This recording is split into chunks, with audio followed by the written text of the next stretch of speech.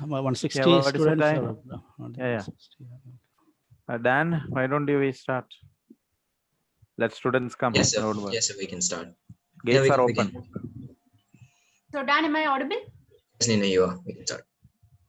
So, good afternoon to all. Quite a pleasure to welcome this online training program on employability organized by the Department of English in collaboration with the HRD Dept of Berchmans College. So, well, my name is Nina Abraham and I'm accompanied by my co-host, Dan George. Over to you, Dan, for the instructions.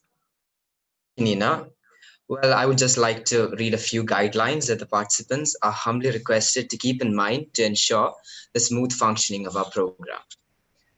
All the questions that are intended for the Q&A session at the end are to be posted in the chat box when it's open, addressing it to everyone.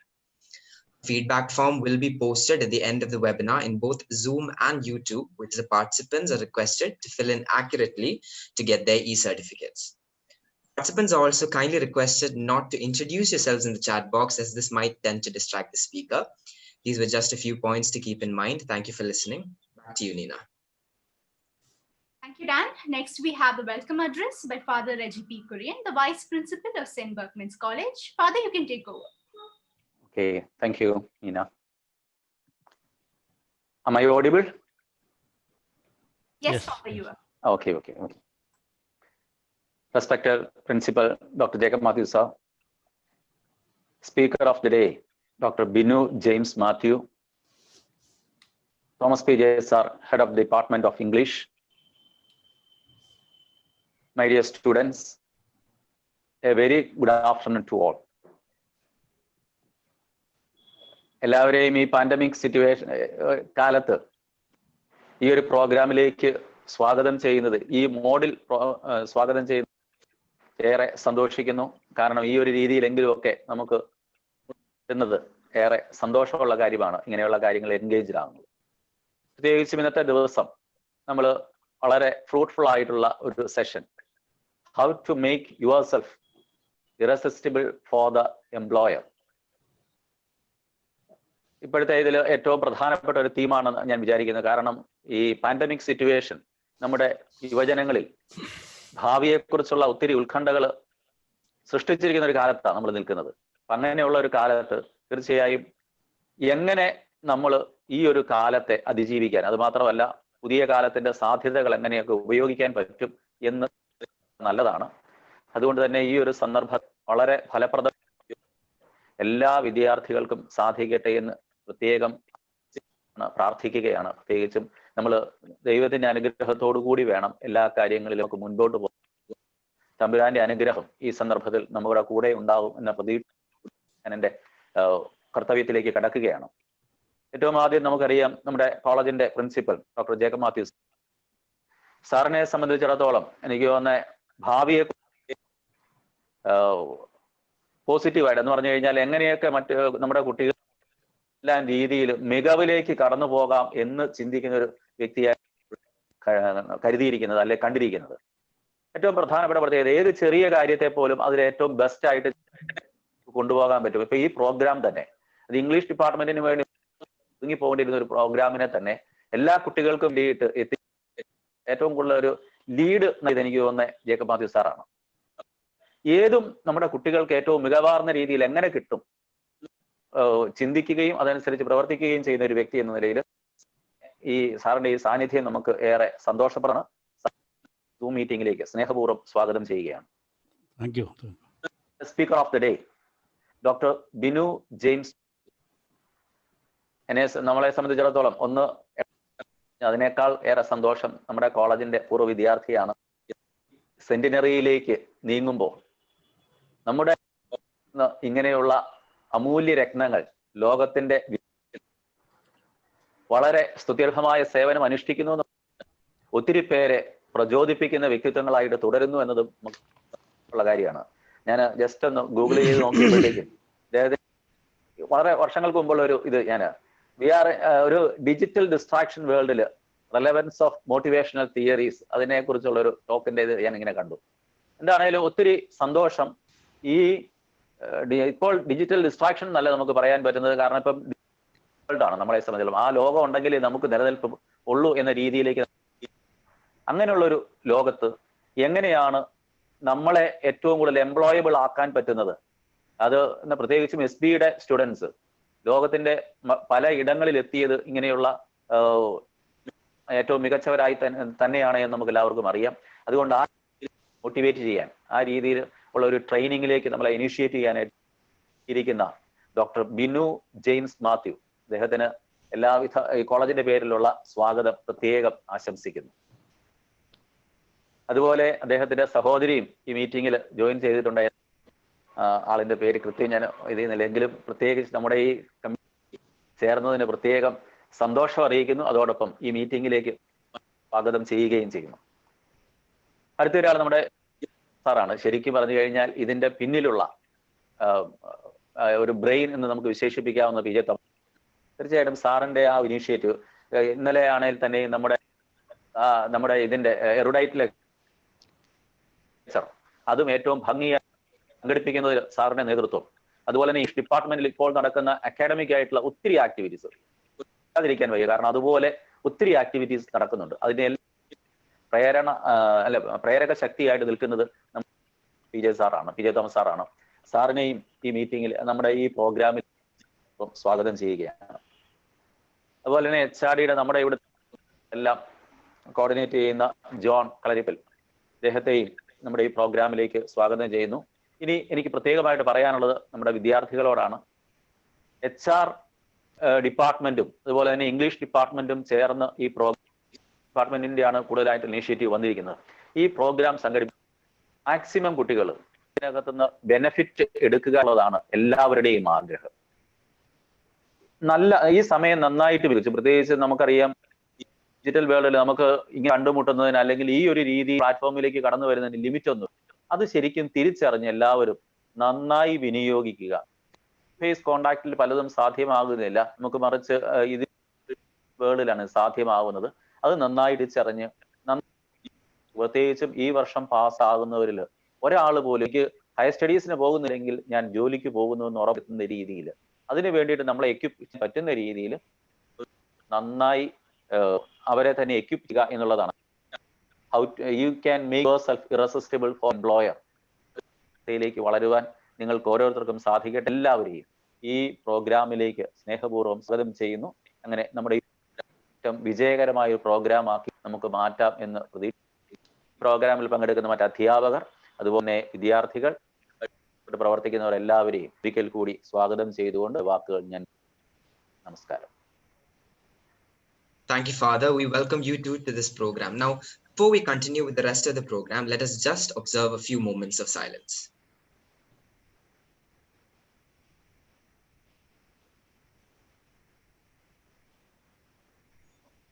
Thank you.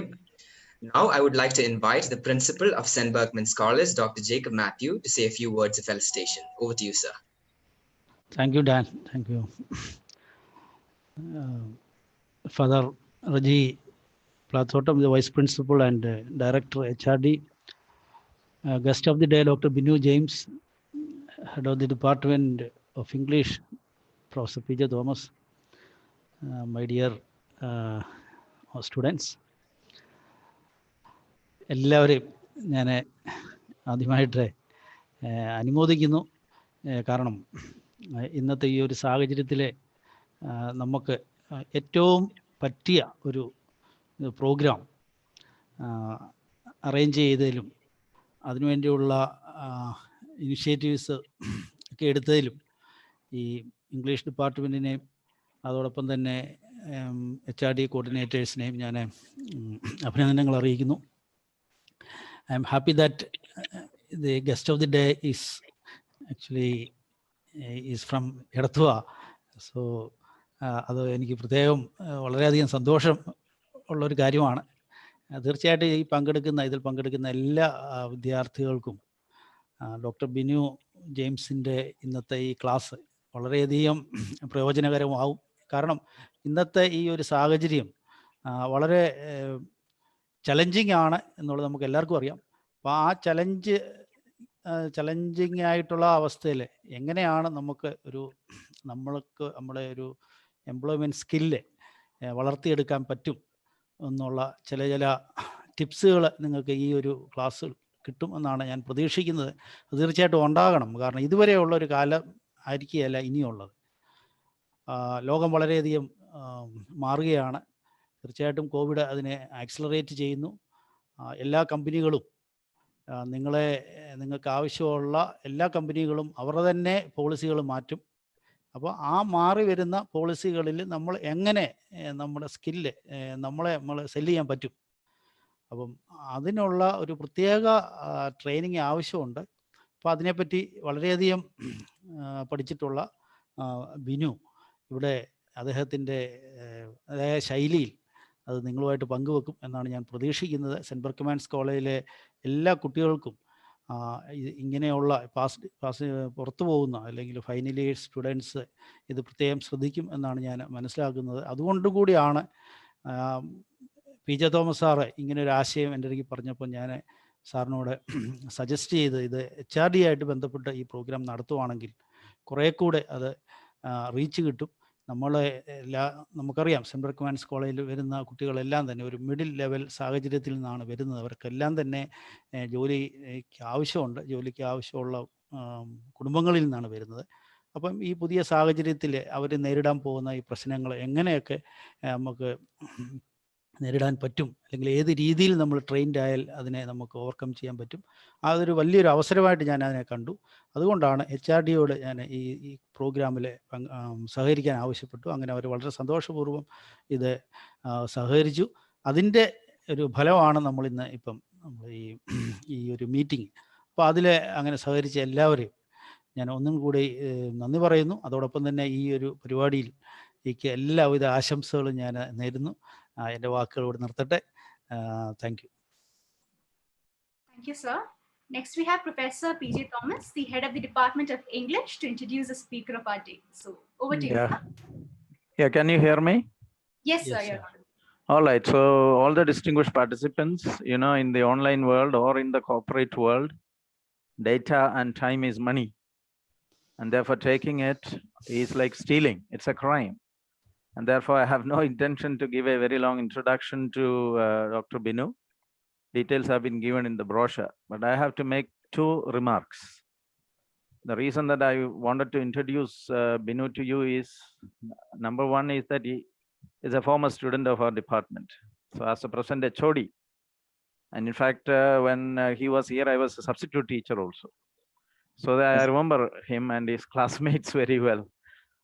Anyway, so that is the first thing I want to do, and I'm honored, and it's a delight, and it's a pride that Binu has come back as a great trainer. That's the first thing. Second thing that I want to make as a remark is for all the students who are participating in it. In fact, I met Binu a few years ago, but now recently we again met in the virtual world. Then he was so generous to turn back and give something back to the department and to the college. I think that's the second remark I want to put before all the students who are participating in it. You know that these days training of any kind is very expensive, unusually expensive. They are making and minting money. You can talk about the, such certified, trainers. But Binu was unusually generous. That when I mentioned this to him, he said he was so magnanimous that he said he wants to do it for the students. And for this is something that I want to tell our students also, that when you leave the college, you should always make it a point to come back and give something back to the community and to the college. And that's the only way forward for such colleges, affiliated, aided, and so on. Because no college can survive in the coming world without the help of the alumni. You have to generously contribute in cash and kind. Whatever resources you get out of the college, education, training, etc. And then you have to turn back and give something back. So let that be a take-home lesson. And thank you all for joining. And I present Dr. Binu before you. Thank you, Binu. Take over now. Thank you so much, sir. I hope we can see the screens. Yes, sir. All right. So once again, good afternoon, Principal Dr. Jacob Mathew, Vice Principal Reverend Father Reggie P. Kurian, English Department, Head of the Department, Professor Thomas P.J., and the HRD Coordinator, Mr. John K. George. Faculty members, okay, some of the faculty members are my previous teachers, and my dear students. As it was mentioned by Professor Thomas and Reverend Father Reggie, it is indeed a pleasure for me, it's an honor for me to address this august gathering of today that includes students who are very much looking forward towards the employability skills and how to make yourself irresistible for the employer. So it's a privilege for me, as I mentioned earlier. So without much ado, let me carry out my responsibility here. I think many of you might have recognized the image which I'm displaying currently. Yes, it's none other than Charles Darwin. Charles Darwin, when his Origin of Species, when it was translated by Professor Leon Megginson, it was mentioned that it is not the strongest of the species that survive, nor the most intelligent, but the one most responsive to change. And to speak about change, as Professor Thomas was mentioning, as Dr. Jacob was mentioning at the beginning, there is no better time than now. We have seen the change that is brought by pandemic and the change which is unexpected, and no one could predict such changes. So such is the nature of change in general. Okay, so without change, nobody will be able to survive. There are historical evidences right from the dinosaurs, where magnanimous animals who survived, who lived on the earth, who ruled the earth at some point in time. However, they couldn't survive the changes, maybe in the climatic changes or whatever changes, we are not sure about that, but they couldn't survive. However, you can see the small mouse or a rat or a cockroach can survive, or a crocodile can survive. They're amphibious, they can survive in different situations. So they lived over a period of time. So that also speaks to us about some need for adaptability. Let's have a look at Hi, HRU. What? WC, QQ, WOYT. I have no idea what you're talking about. ROTFLOL, JK, FDOJ. What you got? Oh, tuna and coffee. GDMSOT, $5.95. Hi, MIHU. What? YGTBKM, WOYT. I have no idea what you're saying. What you got there? Oh, I've got 3 burgers, fries, chocolate shake, and ice cream. Well, IMHO, that's just TMF. I mean, OMG, $11.95. TY. May I have a word with you for a moment, Lydia? NP. Lydia, you've got to stop speaking in text. The customers don't know what you're saying, and they've been complaining. I mean, do you always talk like this? IDK. What? I mean, I don't know. Maybe I do. UTITM. You think it's too much? Yeah, I do. Communication skills are essential for this job, for any job. It's the top of the must-have list for every employer. And I'm your employer. To make myself clear? Yes, ma'am. Okay, good. Hi, HRU. I'm sorry. May I help you? Yes, I have a chef salad. Good communication skills are important for everyone. You need skills for both communicating information to others and receiving information from others. If you and your employer communicate well with each other, you'll have a much better chance of keeping your job and maybe even getting a promotion. All right, so this was just to introduce the significance of communication as one of the employability skills at any point, at any place that you work with. Now, when we talk about employability skills, I'd be talking about communication, the emotional intelligence, time management, stress, right attitude, ethics, and brand you. So this is the a preview of my presentation at the moment. Now, the term employability skills is not very old. In fact, only in the late 1900s, people have been talking about this term significantly well. And towards the first part of this particular century, we would say that many companies have identified the significance not just of the academic brilliance or excellence, but something which is beyond that, and that is employability skills. As we're discussing employability skills, let's define what it is. It's a set of achievement, skills, understanding, and personal attributes that make graduates more likely to gain employment and be successful in their chosen occupations, which benefits themselves, the workforce, the community, and the economy. As Professor Thomas was mentioning earlier, when you gain something out of the institution, when you gain some knowledge, it is also our responsibility to give it back to the community, okay, around us. So this speaks that if you have good employability skills, you're not only benefiting yourself, but also you're benefiting your employer and the community or the nation at large. Right? Now, the term employability skills, again, if you look at globally, there are different words by which they are known for. In the UK, for instance, they are known as the key skills or the common skills, whereas in Australia, they are called the key competencies or generic skills. In Canada, they are known as the employability skills. In France, it is known as transferable skills. So whatever name you call it, employability skills or otherwise, another very common name is a soft skill, is much in demand by the employers. However, the demand of the employers are not satisfactorily met by the employees, unfortunately.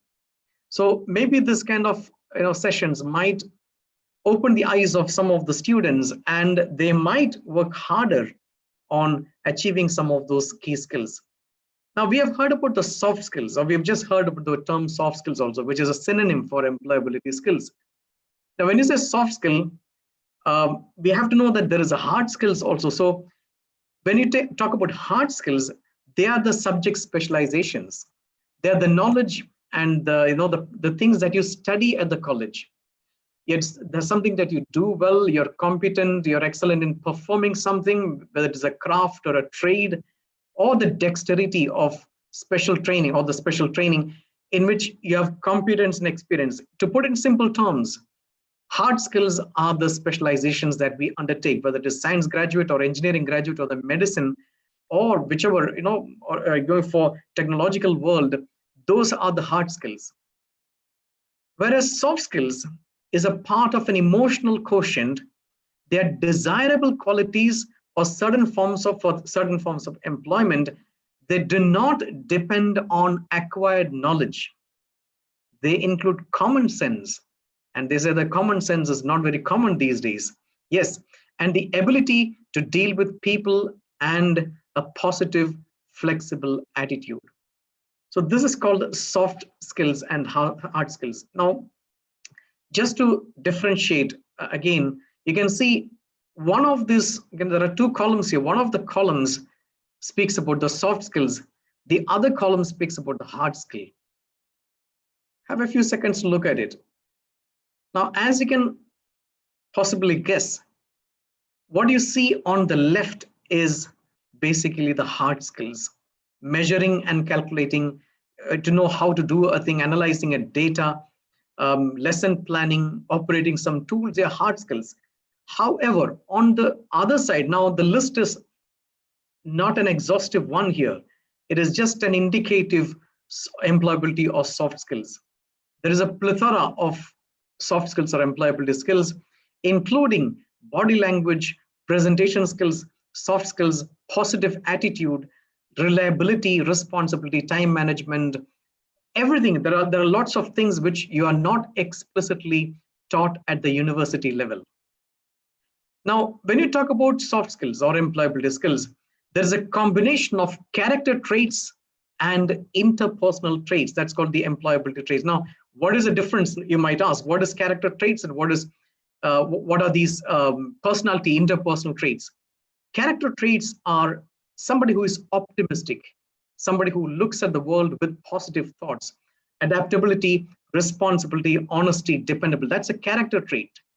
The other side is interpersonal trait like teamwork, leadership quality, communication, good manners. These are interpersonal traits of negotiation. Now, both these things are important for a person to be a good, an employee with good or high employability skills. Now, if you look at the studies, the research so far, it says that 75% of the long-term success of a job depends on people skills, and only 25% is based on the technical knowledge. Now, another study speaks about employers are progressively looking for employees who are mature and socially well-adjusted. They rate the soft skills as #1 in importance for entry-level success on the job. Again, there are lots of research which have consistently spoken about the importance of soft skills or employability skills. Hard skills contribute only 15% to one's success, whereas 85%, look at the whopping number of 85, is due to soft skills by Watts and Watts research. Now, lots of researchers speak about the same thing, that hard skills are extremely important at the university. The subject knowledge is extremely valuable. However, that alone perhaps may not determine the success in life. Success in life is based not just on the hard skills. It's not that you do not need it. It doesn't undermine or underplay the value of subject specialisms. However, it speaks the invaluable or the silent truth that soft skills are a huge contributory factor for human success, not only at professional life, but also in personal life, your personal family life, or your life in your society as a whole. Now, the question normally arises, since we are addressing mostly the students, are the educational institutes responsible for the employability skills development? Of course, yes. Okay, as it was mentioned in the introductory session there, the college, SB College, has identified through the HRD that it has to be conducted because it doesn't focus on science students alone or arts graduates alone or a BA literature student or MA literature student. It encompasses any student who goes and hits the job market in a few years' time to have a realization that it is not the subject specialization that is just important. It's something else, something beyond that. Universities have a major role. I think many of the universities have in their curriculum something called graduate attributes. Okay, in many of our institutions here in Oman, graduate attributes have to be displayed as a part of the college's mission, vision, and the third one is graduate attribute. So they have to be displayed in the website or in the college premises. They have to create a sense of ownership that you have to practice or exercise these attributes within your curriculum. Now, some of these graduate attributes are embedded within the programs. However, there are other attributes like the extracurricular, co-curricular activities. They are there at the university. They are also an important factor that builds up your employability skills or the development of those.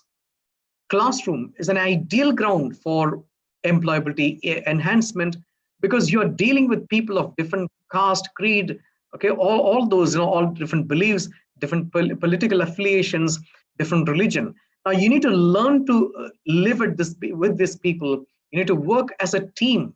Teamwork, as they say, it's a crucial factor in deciding the employability, skill enhancement.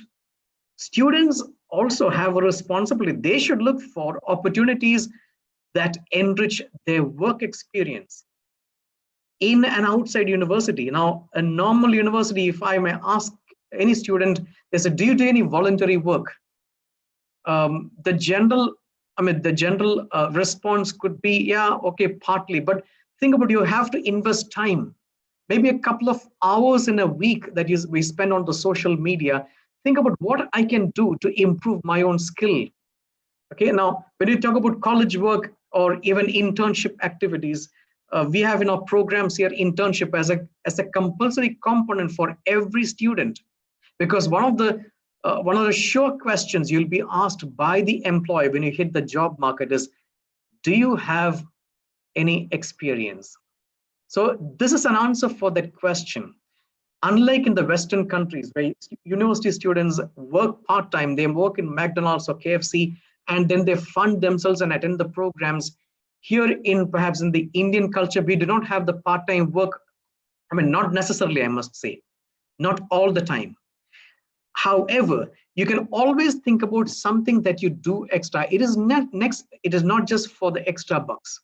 It is for making yourself understand the job market. You would have never spoken to a customer or in a sophisticated. It doesn't mean whether you work in a blue chip company or you work in a voluntary service or even a charity society, doing something for a church or a temple, the group of, or doing something for the mosque, whatever it is, whichever your affiliation is, doing a voluntary work, charity work only increases your knowledge and the skills of how to do a work, not just your subject specific skills. Every individual is a marvel of the unknown and unrealized possibility, Goethe says. Now, hard skills are very difficult. Hard skills are difficult to acquire, but you can do it by reading books and getting practice on it. Soft skills at the same time cannot be easily defined or even measured. They are intangible. When you pass out the university, you will get a certificate which speaks about your module marks or grades or percentages. It doesn't say necessarily how much are you good at time management, how much are you good in your attitude. That is not said anywhere. So that is why many of the multinational firms these days, along with the interview, a part of interview is psychometric test. I think you might have heard about psychometric test. If not, you can just Google it. There are plenty of YouTube videos which speaks about it. There are plenty of simple tasks of psychometric tests for students to practice to see what is their attitude. Now, what are these tests? These tests are conducted by the employers to measure the candidate's adaptability or suitability for the job situation. Many companies, not just for the entry level, even for promotional purpose, they use psychometric tests because they are computer generated tests for a particular position. The computer doesn't have the personal unconscious bias which the interviewers or recruiters sometimes may have. So it goes beyond this unconscious bias. The computer evaluates your attitude, your personality based on the responses that you give in certain optional questions. There are lots of details into that. You can have a look at it. So what is important is they just don't want, perhaps 50 years ago, they just want to see the score. What is the score? Everybody who got an A+ gets into a job, but how are they going to do the job well? There is no assurance. Many employers, including Google or Microsoft or Apple, realize that it is not just the certificate score that actually measures the brilliance of a candidate. There is something beyond that, and that is called the soft skills. Now, some of the soft skills are high in demand. I can give you, if you Google it, there are different lists of soft skills, but something which is very common in many of the lists, I've just listed here, and you will hear some more from me in the coming slides as well. We have already spoken about the importance of communication, integrity, interpersonal skills, sense of humor, friendliness, your professionalism, responsibility, your accountability for doing the job, teamwork, and work ethics. These are some of the commonly sought after soft skills of a candidate. Are these taught at the universities? Not explicitly, but they are embedded in the projects that you undertake.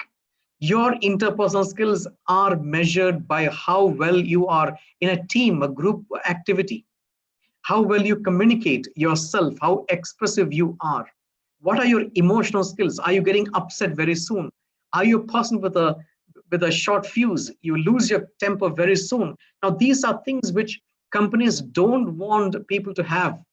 They want people to have an emotional equilibrium to a certain extent. Now, no, not everybody can be a Guruji or a Swami in that way, but definitely you can attain certain things of mental balance by containing certain things, by making excuses to certain things or making allowances in life. Employers, again, another list has identified a set of 9 generic capabilities or soft skills. Business and commercial awareness. If you're applying for a particular job, make sure you have visited the company website, you have Googled everything on about the company, taking the reviews of the previous employees who work there. You know exactly a good picture about the company. Team and customer working is another thing. How to deal with customers, how to deal with team. That's another important thing. Problem solving, decision making, another aspect. Innovation, enterprise, another aspect. Entrepreneurship. It is not just building new companies or creating something new. You can be an entrepreneur within your organization. That's called intrapreneurship. Within the same role, you may be a village, working in a village office, or a typical clerk, or an officer, or a manager, whoever you are. You can do things differently with almost beating the current time of doing things. You can do things more efficiently with the same with the less amount of time that is taken for the process. So financial literacy is another thing. Everybody must have at least basic understanding of how money works. Even not only the company finances, on your personal level also. Okay, how much money you gain and how much you spend and how much you save. Professionalism, attitude, self-management, time management, communication skills, and presentation of oneself. These are some of those employers look forward to. I was Googling this, and in the post-COVID world, again, the soft skills, I was checking it. Polyglot Group has conducted a survey based on a study in 2020. They have found out that adaptability and agility is one of those key skills again, especially in the post-COVID world. You can see that change can happen incredibly fast. 10 months ago, none of the business houses expected that they would be locked down, they'll be shut down. They had to send out so many employees. The flights have been grounded. Hospitality industry has crashed. You talk about any particular business, and they would have never expected this 10 months ago or a year ago. So change can happen. So adaptability to change, as we said about at the earlier slide. Remember, when we started with it, we said about Charles Darwin's side. Now, if you don't, either you shape up or you ship out. That is the choice for you. So you need to be adaptable to the adjusting to the changes. Otherwise, we will find it very difficult to survive in this particular situation. Emotional intelligence is another one. You should know your own emotions. You should be aware of how to control your emotions and handle interpersonal relationships. Growth mindset is another one. You have to thrive on the challenges and see failure as an opportunity for growth. If one sees a stumbling block as a stone, another one uses the stone as a stepping stone to climb somewhere higher. See, it all depends on the perception and how to make use of your obstacles in life. Curiosity and open to learning. From the cradle to the grave, that is a period of learning. From the moment you're born until you die, there is no age limit to learn. And there are plenty of examples of people learning even at a very old age. It is just the eagerness to learn and should have the drive to learn and upskill your abilities. These are the things which are another things which are expected. Creativity and innovation is another part. Business which developed diversification. You should have something new that you can build out from the existing present job, or look for original products and make some modifications. Look at the apps. Some of our students are doing group projects, and many of them have chosen apps which can deliver different products. Now, if you look at the mobile phone apps, they're not new. Mobile phone apps have been existing, but some of them survive. Some of them stand the test the period of time. Some of them perish by itself. So it all depends on how innovative we can be. A company which doesn't innovate may not have a chance in the future. You can think about the companies like Kodak or Nokia, which is normally taken in the management world. Case studies of the management world. A company which doesn't innovate itself. Okay, if you look about Apple, Apple company, in many studies, they say that Apple is to compete their own products.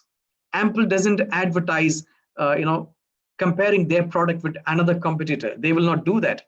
They are trying to innovate themselves to improve their own product. So our competition should be within ourselves. We have to compete and improve our own timing. Just like a runner, just like a swimmer, they have the stopwatch. They call it, in every race, they call it PB, personal best time. It is not that they have beaten another person, but personal best. So that means it's a renovation of one's own self. Look into your own self and improve your oneself. Critical thinking is another key area they have identified. You need to make objective analysis. You need to draw conclusions. You need to write a small report based on a chart, based on data that are available to you. So these are some of the post-COVID soft skills that is there. Now we speak about the communication skills. In a study conducted in the United States of America, out of 3,000 people, 45% of the people said their number one fear is public speaking. Only 30% feared death. So you can imagine a person in the dead body, a person in the casket would be luckier than somebody who is standing as an orator. That's what it means, basically. Now, there are lots of studies which speaks about fears of people, personal fears. And the number one fear is speaking to public. And that is over a period of time, it doesn't change.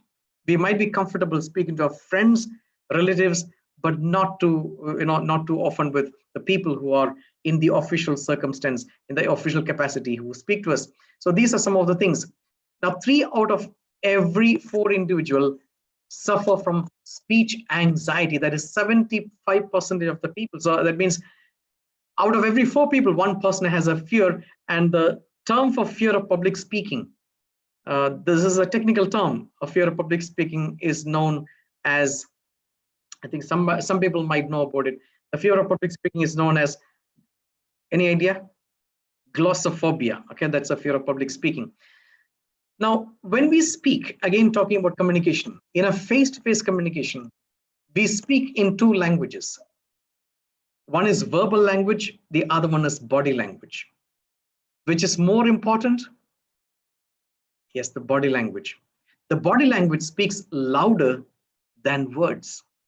They're silent, but they speak volumes about the individual. That's why before you hear a speaker on the stage speak, you would have made assessments about the person by looking at the person's gestures, mannerisms, or posture, how they sit or stand, or even the dress, how the person dresses. So that's a very normal way that we judge. Often we say that apparel often proclaims the man. Okay, although we say that, a book cannot be judged by its cover. But anyway, people judge. We can't stop people from judging us by the looks and the overall impact. Well, in a study conducted, it was found that when you compare the non-verbal and the verbal communication in a face-to-face situation,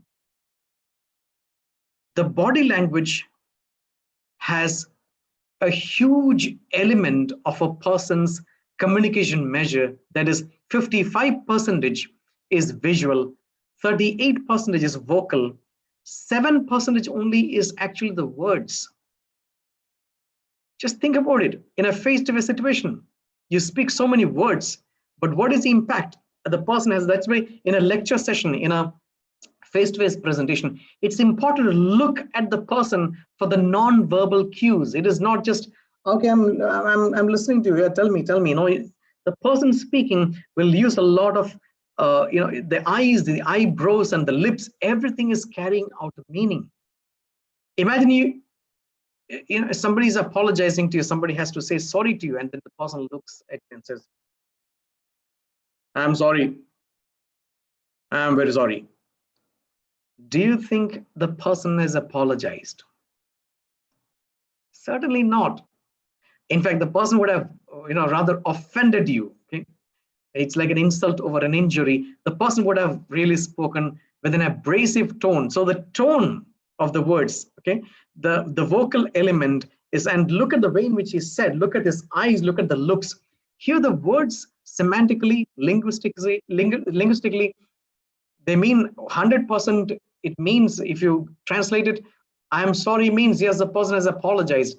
But has the actual person meant by those words? Certainly not. You're not satisfied with the sorry, with the apology, with the sorry that the person said. Now, this is what with regard to face-to-face situation. Now, as we use a lot of telephonic conversation these days, okay, it's also important to know that in a telephonic conversation, 18% is only the actual content. 82% is the tone of the person, how the person spoke on the phone. That is very important to know. So 18% is just the content. It speaks volumes about how you spoke the word. So when you speak to somebody, especially in the professional world, naturally, you know, you don't expect to choose something and then speak to the person, or drink something or smoke. Nothing should be done, because the person understands. That's why you can even make out the person's tone when you speak to them. You're saying, oh, how are you? And the person said, I'm fine. That's a tone. 82% of the tone. You rely more on the tone, not just the words. And you ask, are you sure? I think you're not okay. So you can speak to them. It depends on the body language. The non-verbal communication has, you know, has large potential to understand or guess the meaning than the verbal situation, the verbal content of this communication. Have a look at this short video.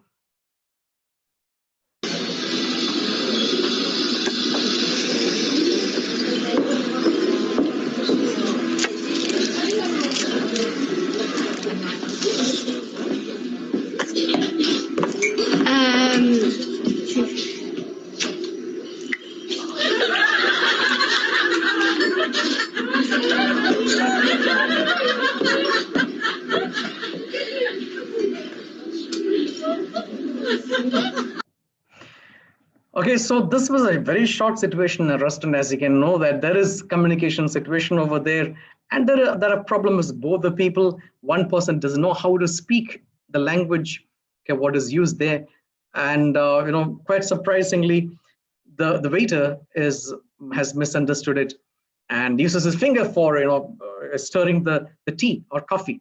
So this was perhaps exaggerated situation, but it speaks about the importance of communication. It speaks about the value of knowing the language in any particular situation.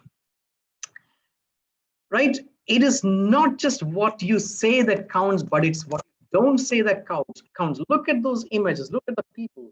From the posture, from the smiles, the gesture, the kinesics and proxemics, the distance and the way in which the people stand and the distance between people, you know what the person means. So you start judging the people based on how they look.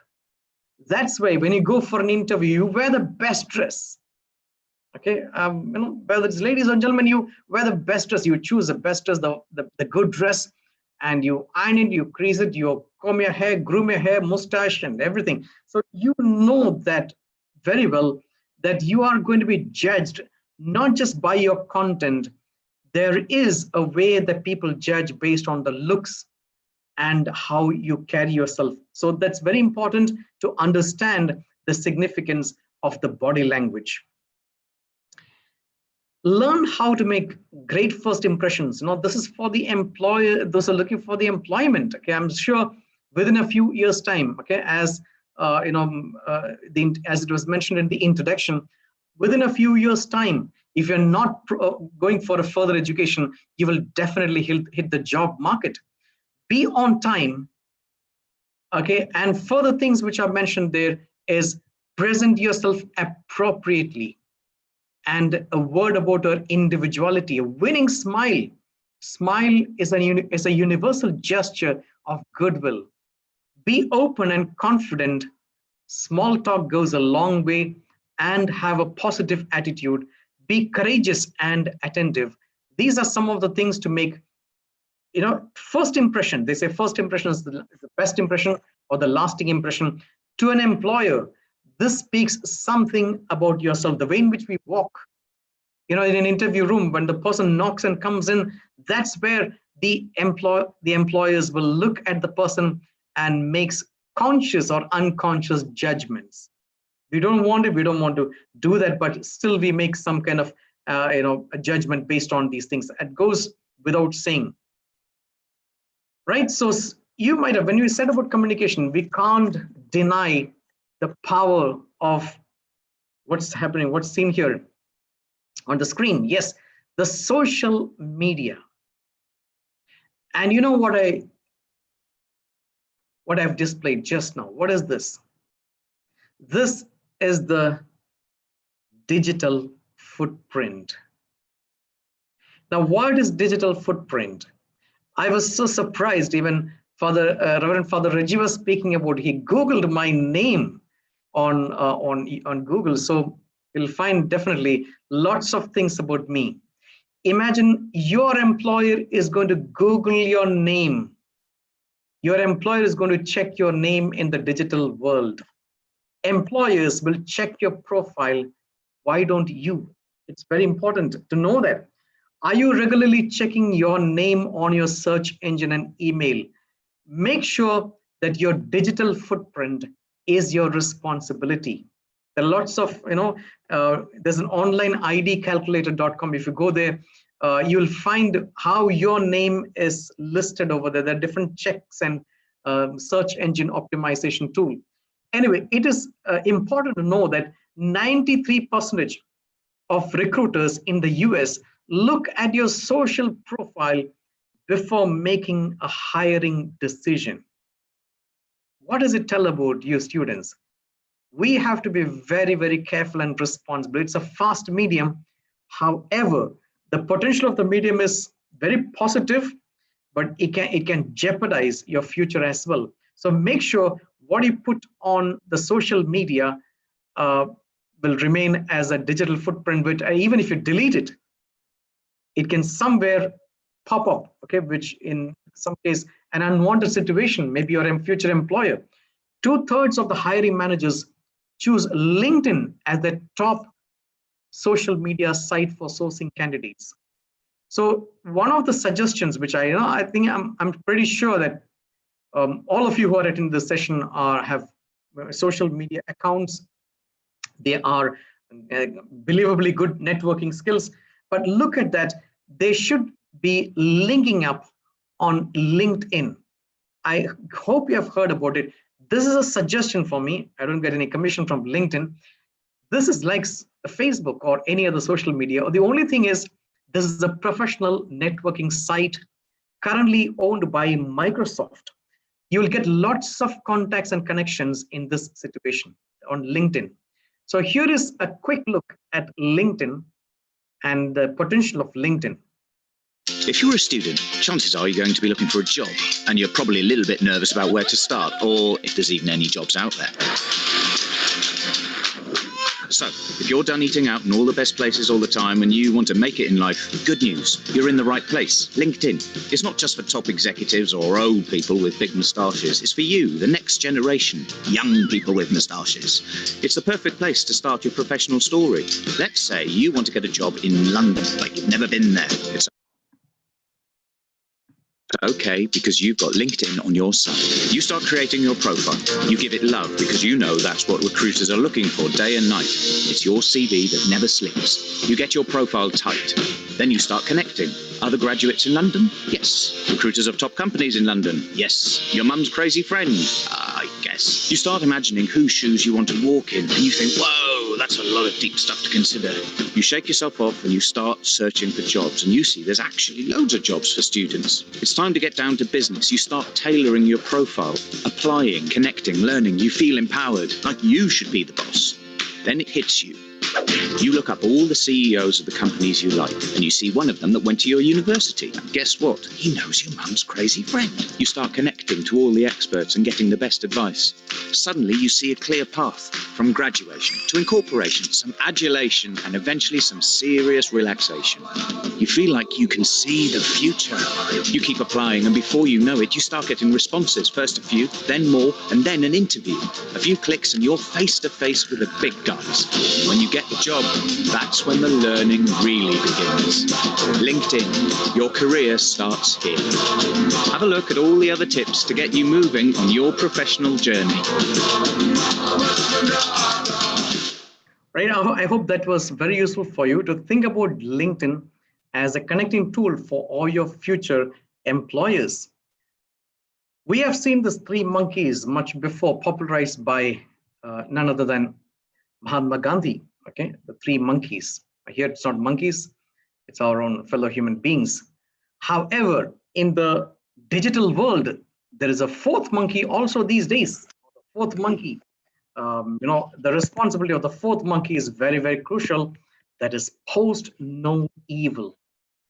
We have to be responsible netizens, digital citizens, to make sure that whatever you post, whatever you like, is something that will emanate something about yourself. It shows who you are. It shows what you are to the world outside. So be a responsible citizen. Let's now talk about emotional intelligence. The picture at the bottom of the screen might tell you something. Emotional intelligence is balancing of, you can see on one side it's heart and the other side it's brain. According to Daniel Goleman, emotional intelligence is the ability to monitor one's own emotions and others' feelings, and you have to use this information to guide your own thinking and actions. Daniel Goleman uses information particularly. Now, it further says that emotional intelligence, just like we said about the soft skills, it belongs to soft skills segment, is more important than the IQ for life satisfaction. IQ will get you to an interview. EQ will give you the job satisfaction. Okay, it also says that what people see is just the tip of the iceberg, that is the IQ, intelligence quotient. Many people do not see the emotional quotient, which are actually going to decide the 80% on your life, of your life's success. So be careful about these things, emotional intelligence. Now, it also says that emotional intelligence starts with self-awareness, knowing one's own self, our own emotions, and to decide over the self-confidence. And it should lead to self-management, transparency, adaptability, or even achievement drive, the initiative. Everything starts with the self. And then it further goes to awareness of the society. Empathy is a human feeling. Empathy is one step ahead of sympathy. Sympathize, we can sympathize with somebody and, oh, oh, that's so sad that happened to him. That is sympathy. Empathy is a step ahead. A person feels the emotions of the person who is suffering. That is empathy. To understand to understand the person's social situation is empathy. And then comes to relationship management. Now, this is how we behave among a group of people, in a society, how we behave. Are we becoming social embarrassment to our people around us, to our family and the friends, or are we behaving responsibly within the society? Sometimes you may have to smile and grin at the people who are around us, but that is what called civilization. Otherwise, we can be called savage beasts who are not able to behave well in the society. So all these things are the 4 key components of emotional intelligence by Daniel Goleman. There are 5 realms of emotional intelligence: self-awareness, self-motivation, self-regulation, social skills, and empathy skills we have just mentioned.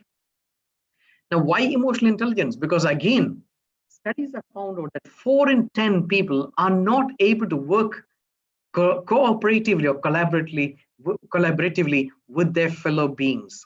So your success depends on what? Actually, the 80% of the success is the IQ, is the EQ. Just the 20% is the intelligence quotient. So this is a different form of intelligence.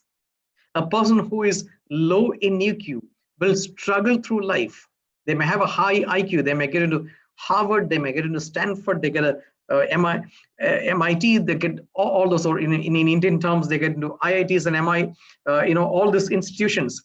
Okay, management institutes. However, IIMs are fine, but then if a person is not emotionally stable, they will struggle throughout their life. They find it difficult to keep relationships or maintain them. Even at the workplace, they will be a burden for the establishment. Now, can we enhance the emotional intelligence? The good news is yes. Okay, yes is the word. Unlike the brain intelligence, as we normally call it, the brilliance, emotional intelligence can to some extent be enhanced based on your training programs. How you control if you're extremely angry, if you are quick to anger, there are anger management lessons.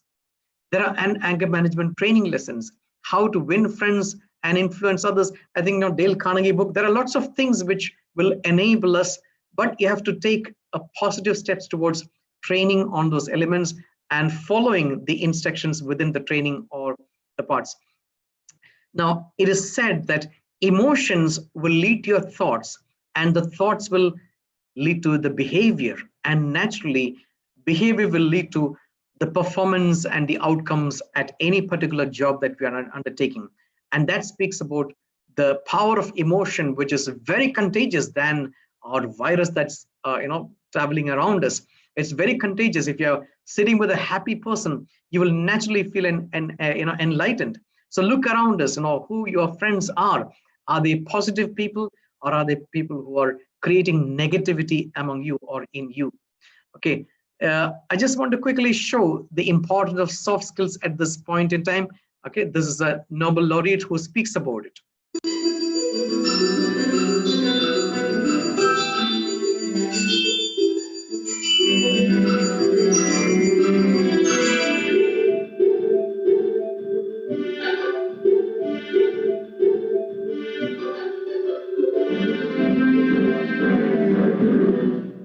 We now have very hard evidence that you have to have soft skills in order to succeed. The dimension of success in American life has been the test score, the IQ test score in particular, but also an achievement test score like the SAT. If you get a high SAT, then you get to Harvard. If you get a low SAT, forget it. Should that be the main measure of a person? No. It's important, but there are other skills that are just as important. These are the non-cognitive skills, sometimes called soft skills, that have to do with sociability, the ability to communicate, to get along with others, the ability to have self-control.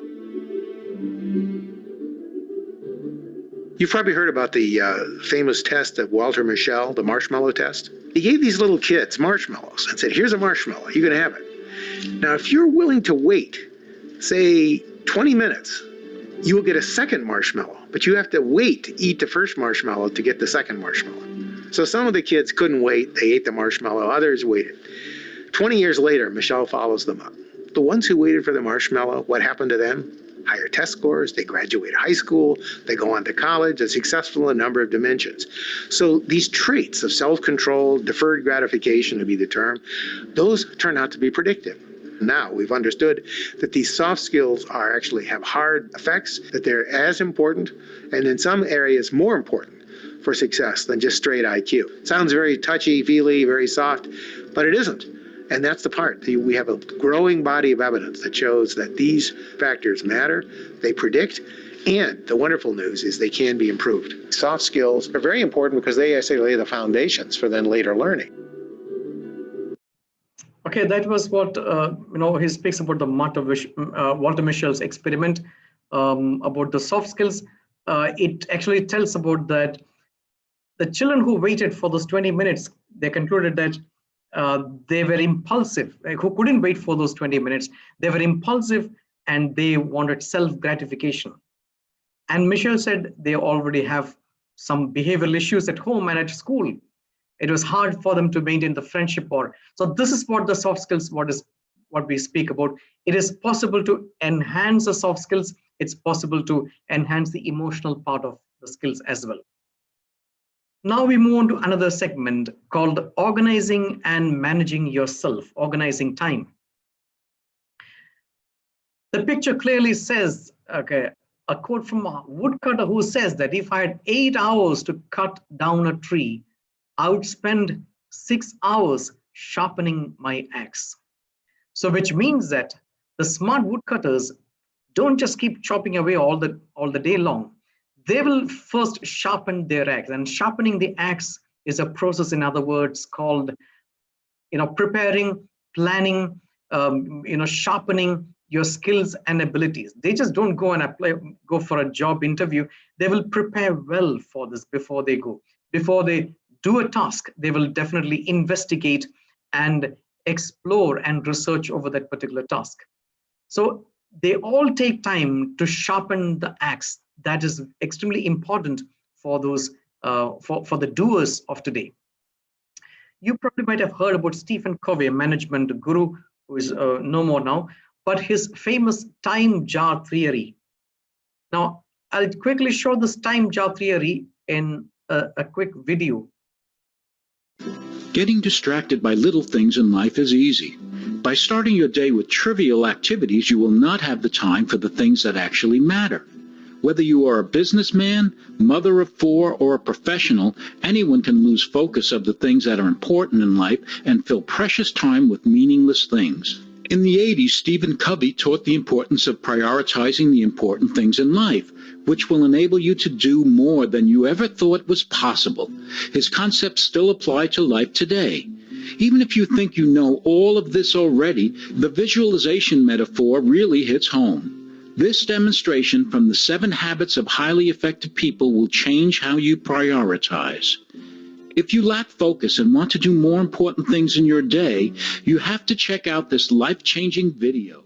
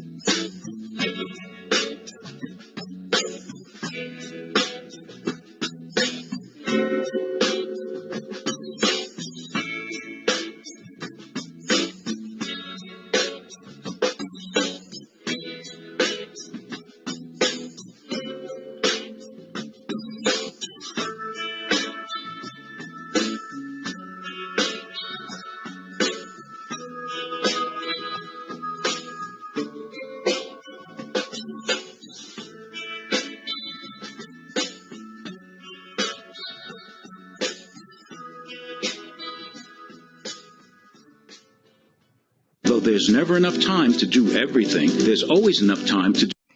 Okay, so that speaks about how we organize our time in our lifetime. The jar represents our life or the time that we all have. The big stones represent the priorities in our life. It could be family, it could be a work, it could be our health, it could be an examination, it could be our parents. So you decide what is the big stones, the big priorities in my life. Give those priorities, those elements the priority, the first things that should go into the time jar. The second ones are pebbles. Pebbles are rituals, activities which can delay sometimes. It doesn't need an immediate attention.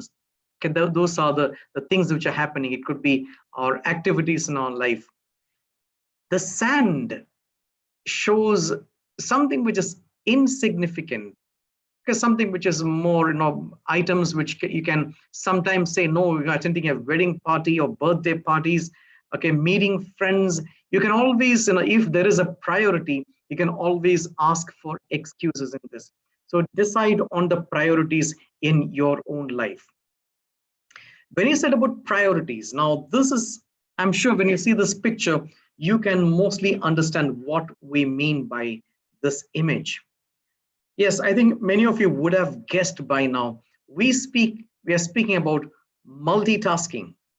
One of our favorite lines these days, it's extremely necessary to multitask.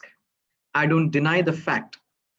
However, we are looking at multitasking from a different perspective. As a student or as an employee, now what is multitasking? Let's look at it closely.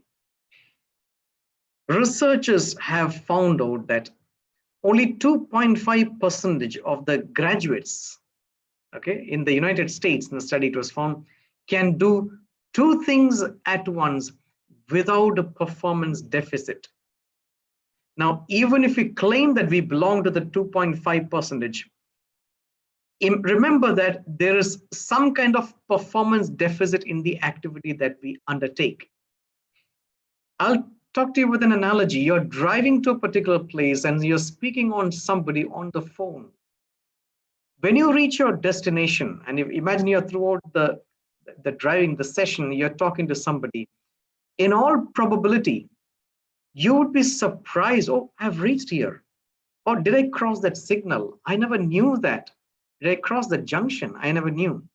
Now, this is because your mind is engaged with the caller.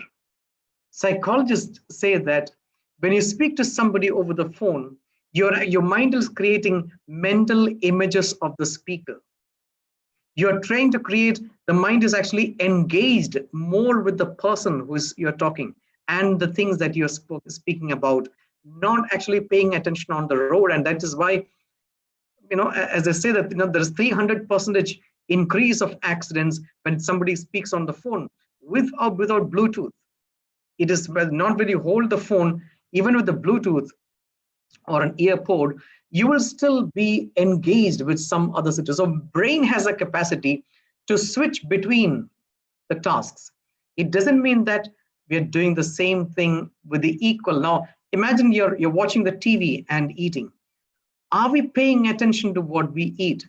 Are we savoring the delicacies that is in front of us? Most probably, we have to admit no. We are looking at the TV programs, our mind is engaged over there. So even for casual activities, routine activities, there is something that the mind engages and disengages. We are proud to say we are good multitasker. I'm not denying it. Please remember, it is not denied over there, but there are some perils of multitasking. And lots of studies, these are some of the interesting things which I found. People who multitask feel they're accomplishing more, but they're actually cutting down their own productivity. That's what one study says. Multitasker is doing something which is equivalent to missing a night's sleep. We might feel that we are doing more, but it actually lowers the IQ. So if we can pay focused attention on doing a task, there is no brilliance that they can achieve other than that. I'm quite active in the social media, so I find it quite addictive looking at my mobile phone, the gadgets. But if I need to prepare for my research, if I need to prepare for my lectures or training, definitely I will put my mobile phone in the silent mode, or at least I'll put it physically away. Some of our students here have the tendency to look at the mobile phones as well. And I advise them, why don't you put your mobile phones on my desk? And some of them religiously do that in the class situation. They come and put it on mute and put it on my desk. Because if you have the mobile phone in the class, unless we have some activities and games, that's fine. But otherwise, it is actually creating distractions. And I remember Father Reggie was talking about the digital distraction. That was one of my papers which I presented. We are living in the age of digital distraction. Stephen, I remember, one of the authors, the online authors, Stephen King, stopped writing an internet novel because he said that the online readers have the attention span of a grasshopper. So they keep reading. You can imagine if you have a mobile phone. Now we are talking about online learning and blended learning. You can imagine the online activities will allow you to use multiple windows. So it is definitely causing distraction unless you are a sage who, you're very much control of your own self. I will look at only the screen, and that's very difficult. So my humble suggestion to you is, if you're focused on a particular task, relevant task, keep your mobile phones away. Tell your friends, I'm going to, for another 1 hour, I will not be available. And what happens now? Are they going? Is it going to be a fire in the building, or somebody is going to bomb us? No, nothing would happen if you delay. Those are the sands in our life. Tell your friends, tell your near and dear ones, I will not be available for 6 hours from now because I'm going to focus on something. That focused approach will deliver what you expect, what you can expect, optimally expect, I would say. So lots of research shows about multitasking and the perils behind it. It doesn't say that you shouldn't do that, but be mindful of the perils of multitasking. It can lead to disorganized mind, and it impairs our ability to think focused on a particular task. Psychologists call inattentional blindness. Distraction is a blindness, actually. That speaks about stress also, whether it is office or at home. Many of us are stressed, and that's a part of management of oneself for time. We must be aware, however, that there is good stress and bad stress. Good stress or eustress is a type of stress we feel excited. Imagine we are going to a thrill ride, okay, wherever, Universal Studios or somewhere, wherever you want to go, you go for a thrill ride. Imagine the excitement, that, or you're going for a paragliding, you can do an adventurous activity. So that speaks about us, as there's a thrill in doing that. You enjoy that. When I was in SB College, I remember we were in the Naval NCC unit. I was a cadet captain also. We used to go for boat pulling regatta. We used to go for cycle expedition from here to Cochin Naval Base. There was a thrill in doing that, although we know that it is risky. There was a teamwork, there was a dedication, there's a lot of hard work behind it, and we enjoy that. When we play a game with somebody, the same thing happens. There is a thrill, there's an adrenaline rise, but we enjoy that because we like the thrill behind it. We enjoy that. But imagine a thrill is getting to a negative aspect, that's called the bad stress. Bad stress is when there is unhealthy competition. Okay, stress will create different changes in you. Some people fall asleep when they stress. Some people lose their sleep. Some people eat a lot. Some people lose their appetite. So some people get angry very soon. Some people will not speak to anybody. They will be very quiet for a few days. But that kind of stress is actually negatively affecting your performance. So good stress, okay, versus distress. Eustress is a good stress. It is short. You're giving a presentation, you're writing an exam, you're attending an interview, or those kind of stress. You need kind of stress. Psychologists say that Without that stress, you won't do well because it doesn't affect your performance. Good stress will give you a positive impact on your performance. You need to go through that physical and mental preparedness. You need to be careful. There should be some kind of nervousness in you when you stand on a stage. There are some butterflies in your stomach. You should feel that initially, or you should prepare for that. No, students also are doing similar things. So you need that good stress. Whereas a distress is bad because it affects you. It can lead to chronic diseases. It can affect your health as a whole. Okay, so I don't want to discuss further on this. Dr. Pete Nixon's, there's a human factor curve where healthy stress is where this is what the healthy tension, so it should achieve here. However, when there is a distress, it leads to ennui and exhaustion. So you get a burned out feeling quickly, so it affects your performance. Now, how can the bad stress be turned into good stress? It all depends on the perception. Focusing on the resources, you have to meet the challenge, seeing the potential benefit of the situation. Some of you must be doing masters or research here. You are really will be under stress. I remember, in those days, I was with IIT Bombay. I was a full-time faculty member at Bombay University College. Coming back, and IIT Bombay is open 24 hours a day. We work at night, and IITs have a culture of working, not sleeping at nights. We work at nights and come back, and then I have to go to the college next day morning. So remember, what motivates you is the potential benefit. You dream that you will become somewhere. You need to achieve. You get a title of a doctor, you become a professor, or you become an engineer, whatever it is. That dream should motivate you. That should take away your bad stress feeling. Oh, I feel so miserable about myself. Remind yourself on your strength, emotional intelligence. Once again, have a positive mindset. Think like an optimist. Okay, a lot of ways are there to control stress. Getting physical activities, get more sleep. If you feel angry, they say change your physiology. If you are angry in the office, move out of the place. Change your physiology and go to a different place rather than there's an emotional outburst over there. So these are some of the things, some of the tips and techniques. Talk to somebody whom we can trust only. Okay, write it down somewhere, because when you write down your area of stress, you're actually creating a verbal aspect of how to deal with the stress.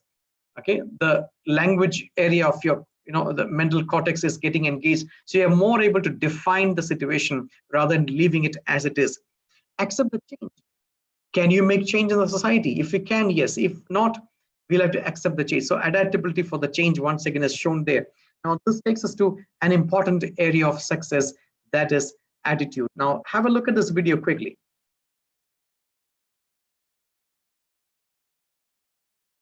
There are three things in life that makes the person successful. One is the knowledge the person has, the skills he develops, and the attitude he has. It can be demonstrated by a very simple experiment of balancing the two heavy stainless steel forks on the edge of the glass. One fork represents the knowledge the person has.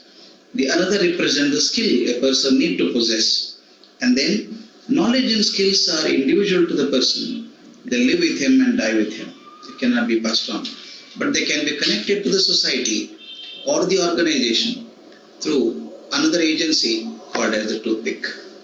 If you can see, the forks are hanging free on the edge of the glass with a toothpick. If you see, 3/4 of the toothpick is outside the glass, a small portion is inside the glass. Now what should happen if I burn the toothpick from inside? Watch carefully. I start burning this toothpick. What normally people expect is, as the toothpick burns, the wood burns and the whole fork should fall down. It would not happen. I can take another matchstick. I'll try to burn it. The inside of the toothpick. Not two. Even if you take 20 matchsticks, it will not burn beyond that. If you observe carefully, the toothpick is balancing on the edge of the glass, which is not even 1 millimeter thick. Two heavy forks are balancing on that. This is most important to us. Your knowledge and skills are important, But what is most important is the attitude which connects you to society and the organization. Among the three things that I have, glass, fork and toothpick. Toothpick is fragile, it can be burnt. That means in your life, your attitude is more tested than your knowledge and skills. If your attitude is firm, in spite of being burned several times, it will not drop your knowledge and skills. Please watch carefully. I slowly lift the glass up now. You can see. Still knowledge and skills are held together by the attitude. Now I push the attitude out. When I push the attitude out, the knowledge and skills also fall down. Therefore, the most important aspect in life for success is not the knowledge, not just the skills. It is the attitude a person carries. Ultimately, that holds him in difficult times and make him successful in good times. See, the message is loud and clear. Three things: knowledge, skills, and attitude. Your attitude is often tested in life. Knowledge and skills are good, but they can only hold well only if you have the right attitude. Then that shows the importance of attitude. Your attitude, not your aptitude, will determine your altitude. I think you might have heard about this person, the management trainer, Zig Ziglar, okay, US trainer, very popular. You can search in the YouTube, you'll find lots of videos on motivational videos on this. So it is your attitude that's very, very important factor in the success of your life. If you have been rejected, now we have been talking about positive things. Okay, now negative things in life are a part and parcel. It's a part and parcel of human life, that situations that is undesirable would occur to a life. It all depends on how we face a situation that determines the rest of the life's journey. And this particular video of Jay Shetty is to illustrate that.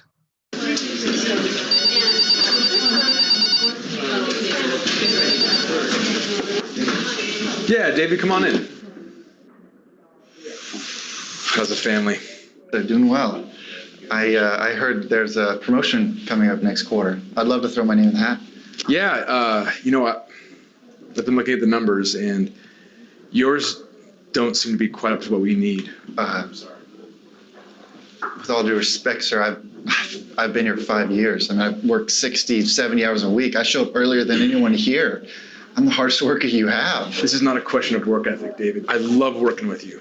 You bring a great energy and work ethic, but sometimes it just comes down to cold, hard facts. And we need numbers. Well, I don't understand. What are you saying? We have to let you go. I don't understand. The truth is, you're just not the right fit. Okay. Thanks for your opportunity.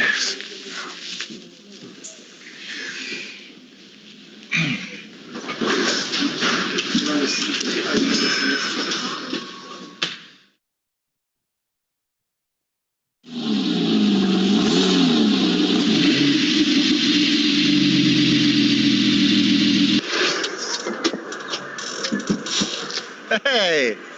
David, how's it going? Hey, it's good to see you. Great to see you. So what are you up to? I've actually, since I saw you, I started my own company. I'm doing what I love every day. It's going really well. I'm so happy to hear that. Thanks. You know, actually, I need to thank you, because you said what I did before wasn't the right fit, and you were right.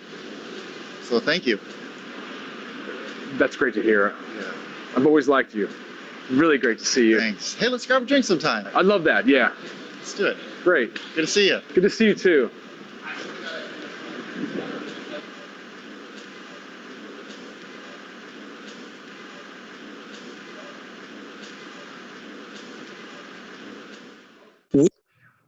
Well, this very popular video on YouTube by Jay Shetty, okay, again, you should look for Jay Shetty's videos, motivational videos, speaks about we should actually be grateful that some things don't work on the way in which we wanted them to. When we get rejected or we fail on things that it doesn't go on our way, we are further away from our goals sometimes. But sometimes it's in those moments we have the greatest opportunity to reflect, refuel, and refocus. It is in those moments that we feel the death of our dreams, is our truest potential is actually taking birth. If a door doesn't open, it's not your door. We are often trying to climb ladders that are not ours to climb. Is your dream really your dream? Are you chasing what you truly want? I remember one of our mentors telling me that it's in our pain we find our greatest power. Success is not built on success. It's built on failure. It's built on frustration. It's built on the fears that you have to overcome. Sometimes it takes a good fall to really know where you stand. Every time we think we are being rejected from something good, remember, we are just redirected to something better. So this is actually what's happening within our lives also sometimes. We have no control over the things which are happening around, but it all depends how we react to things. It takes us forward. We also speaks about the ethics at work. And there are lots of things we can speak about the ethics of work, but some of the common unethical behaviors at the workplace, again, it's a sources from Schwartz in 2015, made a list of unethical work. One is misusing company time. Nobody expects that, this company should spend me time and I can sit at home now that many of us are sitting at home, working from home, that I can waste my time in the company time. Abusive behavior is something which is, again, unethical behavior at work. Employee theft is not very uncommon. Lying to other employees or customers is something which many employees will involve in, which is, again, not desirable by the employers. The fifth one speaks about violating the internet policies. Okay, that's again another important, using the company internet policy and not following it is again another aspect of ethical element. Now that reminds me of giving this of a janitor in NASA. I don't know whether you've heard about a janitor in NASA. It said that once John F. Kennedy was visiting NASA in 1960s, early 1960s, before NASA actually landed on moon. While walking down, he was introduced to a janitor. And he naturally won't know what he is. And the janitor says, I'm helping to put a man on the moon. Look at the empowerment the janitor has. Look at the pride the janitor takes. He's not saying, I'm just cleaning the bathrooms. He understands the invaluable part that he takes place in the whole of mission to the moon. So he believes in the mission. He knows that he's an asset for the organization. He is taking an important role which no one is doing in the organization. So he believes that I'm helping somebody, I'm helping this organization to put a man on the moon. Now, what more do you think? So look at the sense of job satisfaction. Look at the pride. It is not just what you're doing. Tomorrow, many of the students who are attending the sessions, you will reach different positions in life. But respect every job that you do. You can take away everything from the person, but something which you can't take away is the time. Okay, you can take away some. You lost a house, you can have another house. You lost a car, you can have another car. You lost a bike, you can replace it. But you lost time in your life. You lost 2 years of your life. Can somebody replace you? No. Every successful individual or otherwise has the same amount of time like you and me, 24 hours a day, not a second more, not a second less. But some people make the best use of time. Some people feel pride in doing what they love to do. And that's what the story says. That brings us to the eighth and the last component of our discussions today. Brands and what they are known for. Look at the brands I've displayed here on the slide. I'm sure you can understand the brands. Now the question is, when you see these brand logos, when you hear the word of a brand, what brings to your mind? What image comes to your mind? Naturally, when you think about Volvo, it is famous for its safety standards. When you think about Mercedes-Benz, you think about the luxury, that the comfort that it gives. You think about iPhone, you speak about reliability. You speak about Red Bull. You can see any image of Red Bull that shows adventure. They are all sponsoring adventurous activities. That is what they want to create impressions in your mind. When you think about FedEx, it shows trust, that when you deliver a courier package, it will reach there. When you think about Swiss watches, it speaks about precision. Now, these are the brands, and see, these are the beautiful way in which how they have created those in our mind, images in our mind. Imagine yourself as a brand. If you were a brand, what would you be known for? Would you be known for trustworthiness, hardworking nature? Would you be known for loitering all over the place, a lazy bugger? Is it what? Think about the people who are around us in our classrooms, in our offices. I mean, we have an image, an impression about every individual we meet. Knowingly or unknowingly, we are transmitting these values about ourselves to the external world. So imagine you're applying for an organization.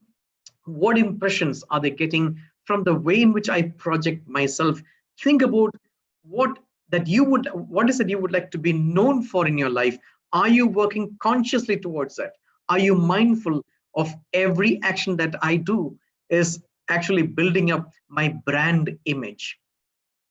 If you were to describe yourself, which ones will you pick from these table? Your ability, behavior, maturity, personality, attitude. Positives on the top, the rows, and the negatives on the second row, the lower row. Are you helpful, considerate in your behavior, or are you disruptive, problematic, or naughty in your behavior? Is your personality all-rounded, well-developed personality, or you lack curiosity? You always depend on others. You don't have the drive. Is it the attitude of enthusiasm, or are you feeling unmotivated? You don't need to tell that. Okay, it comes out from our body language. It normally comes out the way in which we speak, we interact with other people. So think yourself, your career, yourself as a product. Just like in marketing, we have the product sales career, sales, that is introduction, growth, maturity, and decline. Just like that, in our career life also, we have an introduction, we have a growth, we reach a peak, a maturity, and there is a decline. So understand that for a sports person, this decline is very quick. At the age of 30, they would have won a gold medal, or at the age of 20s, they would have reached the international world. They will retire at the age of 25, 30. Okay, we have only perhaps Dhoni remaining in the cricket world with 40s, and he has already declared his, withdrawal from the market. All right, so it's important to know that in our career also, we as a brand has a value, it will increase, and then there's a decline. For an academician, perhaps the decline is quite, slower, but it all depends on how you sharpen your axe, how you make yourself fit into the particular situation, particular field, how you upgrade yourself. Think at the stage what you want to become. Think about the different career, the option that is left in front of us. The internet has brought out several careers which we have never dreamt about in the past.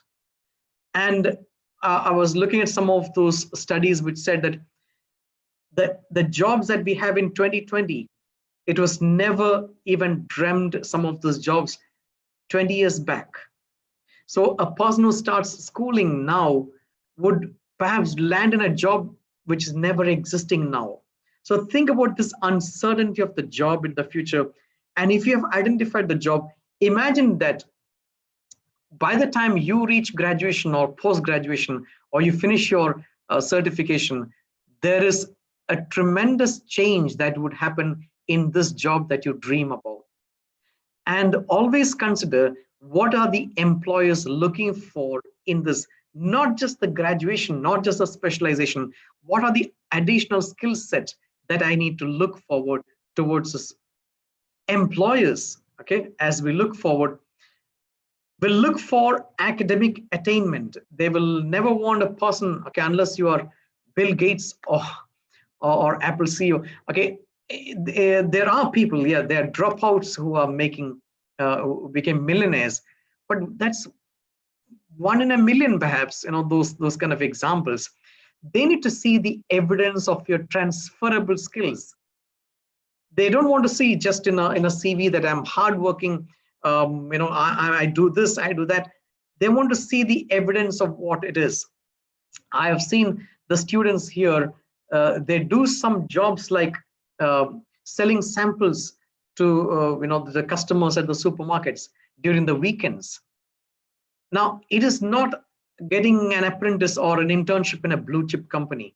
It doesn't matter where you actually work, but it all matters that you have a drive to learn. Whether you start small at the beginning, you may start, many of these interns that we have around us, they don't get a single penny, but they get something which others don't have experience. Tomorrow, when you hit the job market, your employers are going to decide, okay, I have 400 applications coming from here. Most of them have more or less the same qualification and the percentage. But what makes you different is, what have you made use out of this 4 years or the 3 years of your graduation, or the 7 years of your the tertiary learning that you have had? What else have you done that makes you stand out of the rest? Otherwise, you're just seen as a crowd. There's no difference there. I've seen my students during the summer holidays of 2 months, they went to Egypt. They did some charity work over there. They taught in a school. They came back with a certificate. There's no penny. There's nothing they would get out of this. But that will add up to their CV. Let your CV be impressive tomorrow. It's not that all that when you hit the job market, the employers look at it. All that you can do is you can learn well, good, that excellent. You've got a first class in this, okay, very good.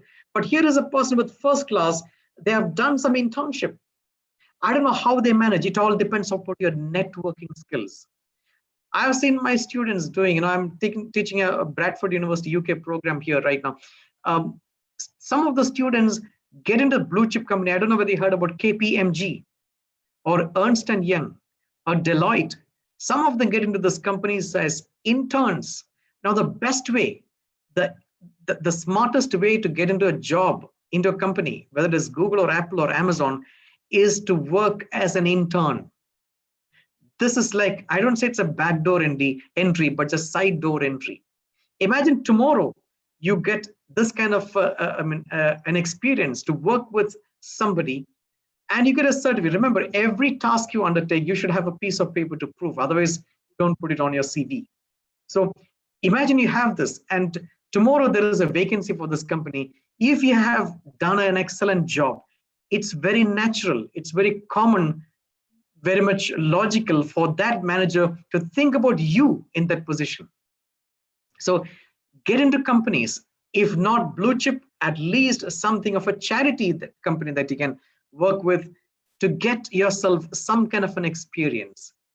Not on the paper, you're getting experience from the employees that you see around, from the customers that you deal with.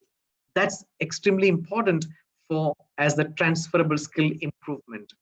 You should have the evidence of your work experience and do something extra other than that. I know that the current year, we might have lost opportunities, the activities in the college. But again, when I started this semester, I asked the first students in a similar situation, what have you done during this? There are 4 students who have done some online training in a class of 40. 4 students have done something, and other students have done something or the other. Even as in the lockdown situation that we underwent, you can still do things. We can't just say, it's all about flexing those skills. It's like a muscle. You practice on those muscles, you go to gym, it bulges out. Exactly, that's what the skill is. The more you practice on it, you get better in this. And tomorrow you're going to the job market, not just with qualification, but because when you put your referee's name on your CV, your employer exactly wants to know, how does this product, what was the experience of this product with you?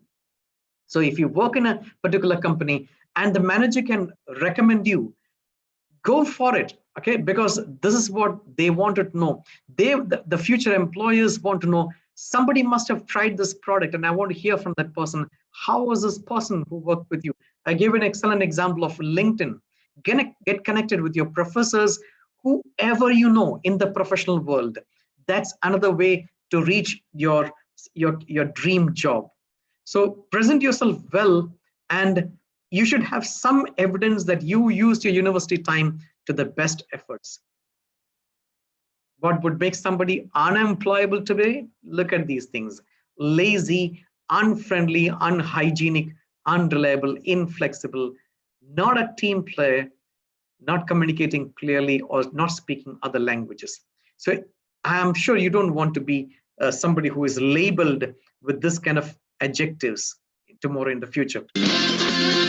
Have a look at this video quickly, and it shows how a person attends the interview in a good way and a bad way. And the first one is the negative.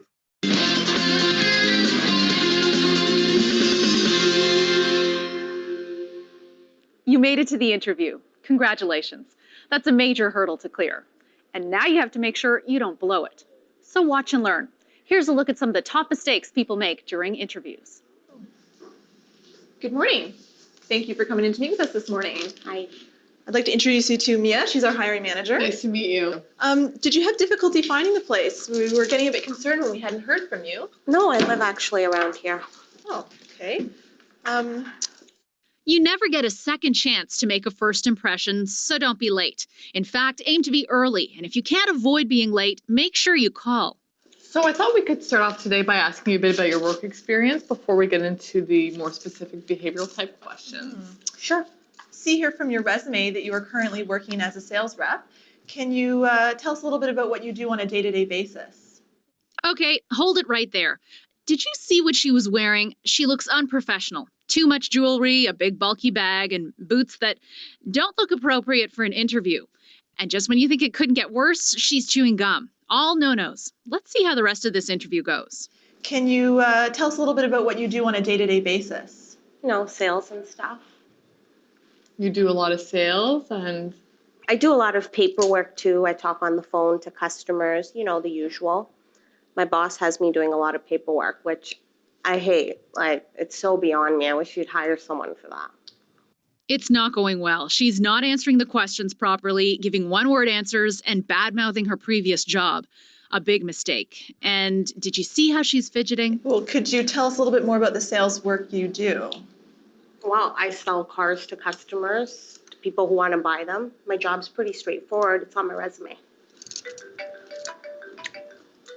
Hold on, coworker. Hi, I'm in an interview. I'll call you back. Bye. Sorry, annoying coworker. Where were we? Okay, this interview is over.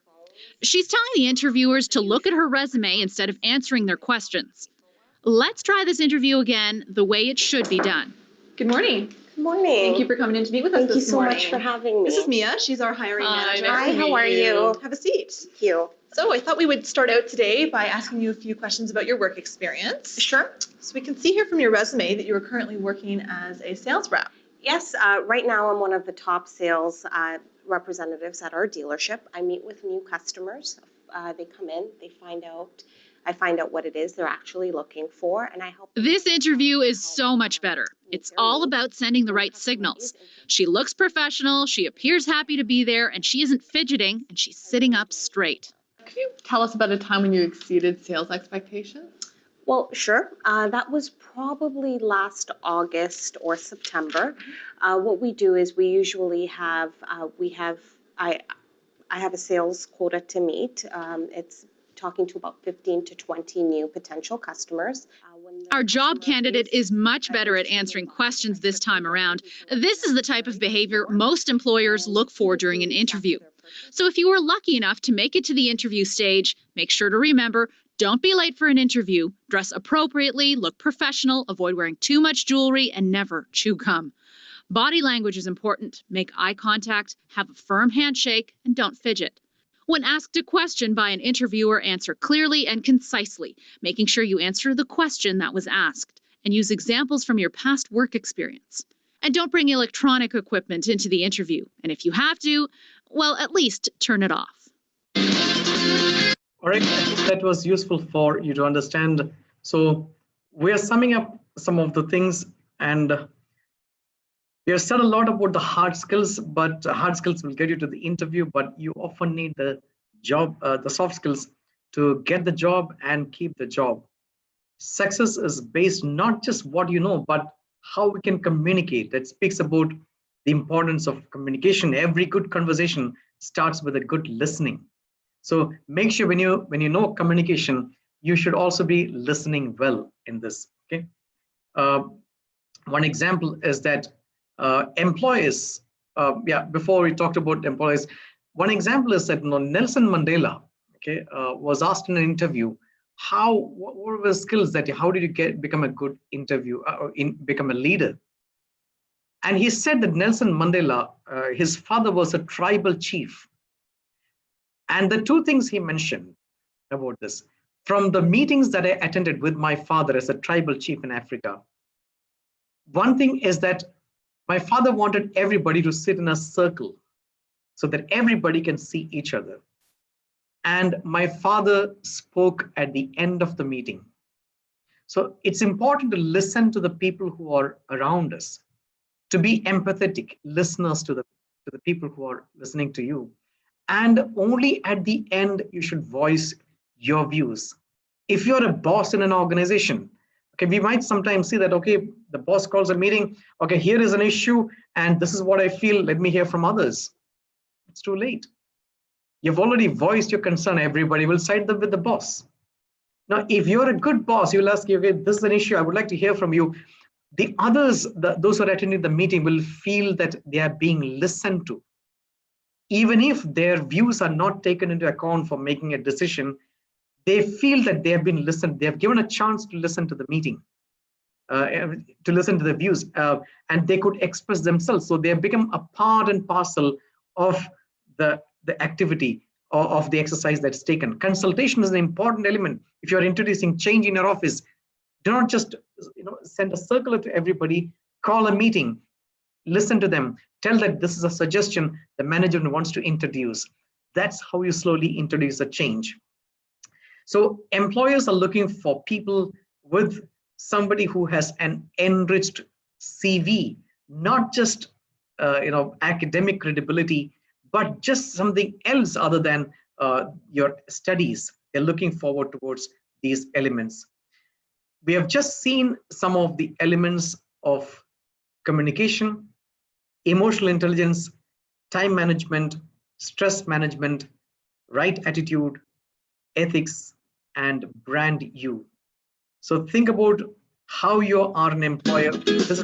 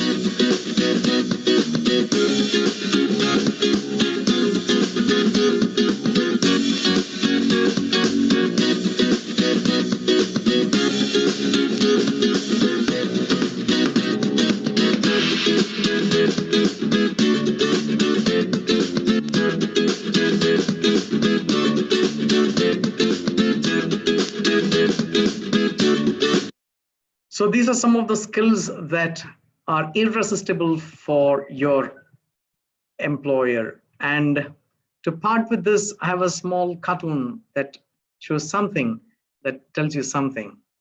This little the camel is asking his mother, "Mother, may I ask you some questions?" And mother said, sure, son, is there something bothering you? Why do camels have humps? And the mother said, well, son, we are the desert animals. We need humps to store water, and we are known to survive without water. Okay, then why are our legs round and feet rounded? Son, obviously they are meant for walking in the desert better than anyone else does. Okay, then why are our eyelashes long? Sometimes it bothers my eyesight. My son, those thick eyelashes are your protective cover. They help to protect your eyes from the desert sand and wind. I see. So the hump is to store water when we are in the desert. The legs are for walking through the desert, and these eyelashes are to protect my eyes from the desert sand. Just one more question, Mom. Yes, dear. What the hell are we doing in the zoo? Okay, so what's important is knowledge, skills, abilities, and experiences are only useful if you're at the right place. Where are you now? Are you choosing the right track? Always have a plan B. Always have a second plan for your life, your career. Think about something. If this doesn't work, am I doing the right thing? Even if you join the job, think about, because I remember one of my students was very passionate about bank job, because I teach in a banking college. Many of them are aspirants of bank job. During the summer, the student went and worked in a bank for 2 months. I'm talking about over 5 years ago. And the student, after the summer, told me that she wouldn't want to work in the bank anymore. And she now works in a charity organization, and she's very happy.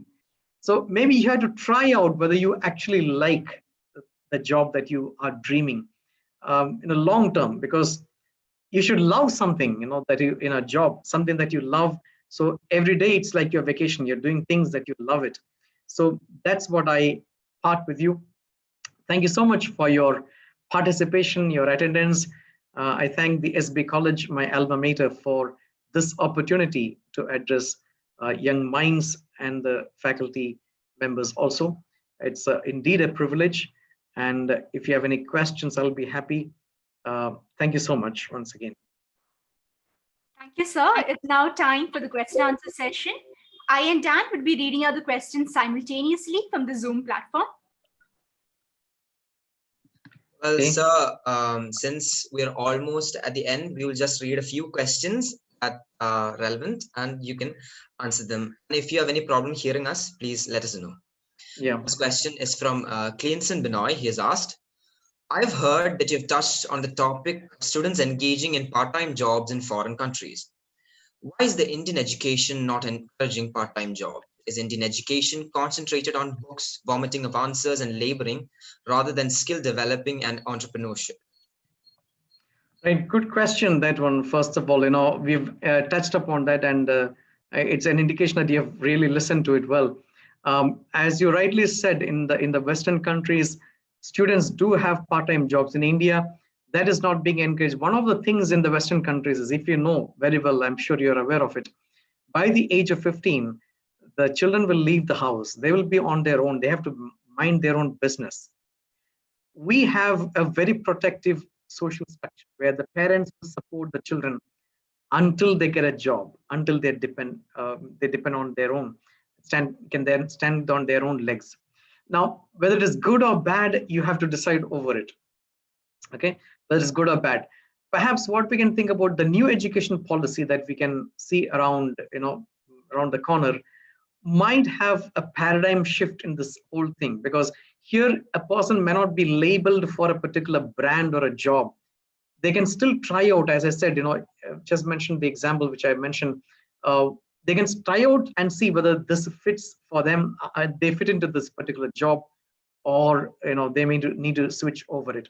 So the choice is yours. I may not be able to comment much on the system as such. Yeah, but I mostly look at it as a society is more protective on their. That's how we have been. Whereas in the Western culture, students are on their own. But parents don't save money for their children usually. So they find the scholarship. They have to support themselves. They have to work overnight. They go to the studies sometimes in the next day. That's how they work, many of those people, many of the students. So it's left to you. Thank you so much. Any other question? Yes, sir. Our next question is from George. It's possible to be nice even when one is not so in reality. So is soft skills a kind of masking oneself to get a job? Is it fine if the employee is not active in social media? Don't you think that advocating the idea that volunteering for a charity work is a plus point in employability would be charity to oneself rather than to the organization and its beneficiaries? Yeah, I'll take the first question. I think George's first question, that you can put on a mask. George, putting on a mask is possible for some time. And a mask normally falls down after some time. That is why many of those multinational companies now resort to psychometric testing. The testing, you can't cheat the tests because it's first of all prepared by psychologists. And even if you try to meddle with one question, they have hidden question to test the same item repeatedly in the 300 or 400 battery of questions. So to put on a mask is very important. To be socially, see, in a society, society expects us to be refined and polished in our behavior. So that's why sometimes you might have to grin and bear situations, which is not our liking. Companies want people with good team working skills. Now, you can't expect every team member in our team to be just like us, to feel like us, to be as sociable like us. But still, you may have to really pull the whole team forward. Okay, so you, of course, you are wearing some kind of mask. It depends on the perception, how you look at it. You can also look at mask as a refinement. See, we can't be savage beasts. We can't have jungle laws here. So we have to behave in a way that is expected by a society. That's called the norms of the society. Okay, and sometimes you have to really put on, something which you can't grin and bear it.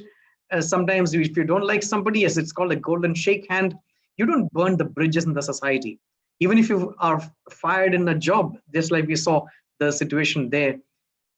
Imagine sometimes you may have to go back. There are no permanent enemies or there are no permanent friends in business. So in your job market also, think about the same thing.